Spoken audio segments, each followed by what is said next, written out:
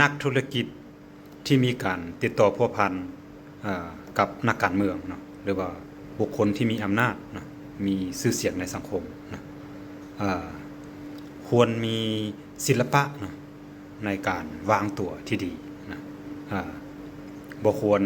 เอารูปเอาวิดีโอเนาะไปแอบอ้างกับลูกค้าตนเองเนาะหรือกับหมู่คู่เนาะเพื่อเป็นการเสริมว่าเป็นการเสริมบารมีจังซั่นจังซี่เนาะแล้วก็ส่งรูปลงกลุ่มส่งวิดีโอลงกลุ่มเนาะเมื่อเพิ่นรู้ความจริงเนาะขึ้นมาเพิ่นจะลดความไว้เนื้อเชื่อใจลดความเชื่อถือกับท่านทันทีนะในการ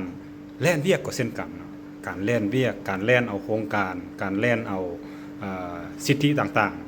ๆทางด้านการค้าเนาะการลงทุนเนาะแล้วก็ทางธุรกิจเนาะควรปรึกษาหารือเนาะ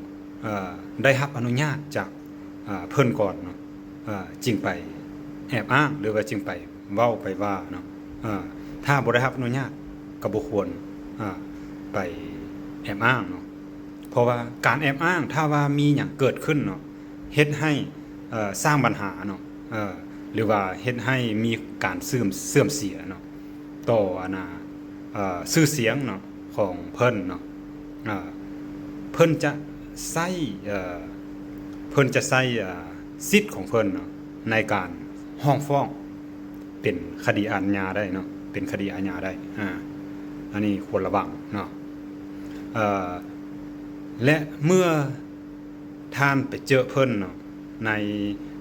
สถานที่สาธารณะ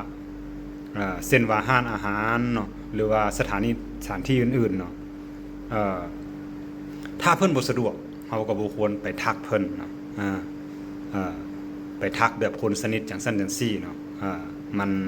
มันเป็นการที่ว่าบ่ให้เกียรติเพิ่นเนาะแล้วก็บ่ให้เกียรติแขกผู้ที่ว่าเพิ่นกำลังพบปะอยู่เนาะอาจจะเป็นการเสื่อมเสียให้เพิ่นเนาะเพราะเฮาแนะนำธุรกิจเนาะกับการเมืองอย่างซั่นจังซี่เนาะมันมีหลายอย่างที่ว่ามันเว้าเรื่องความละเอียดอ่อนเนาะท่านก็สามารถแชทหาเพิ่นโดยตรงก็ได้เนาะ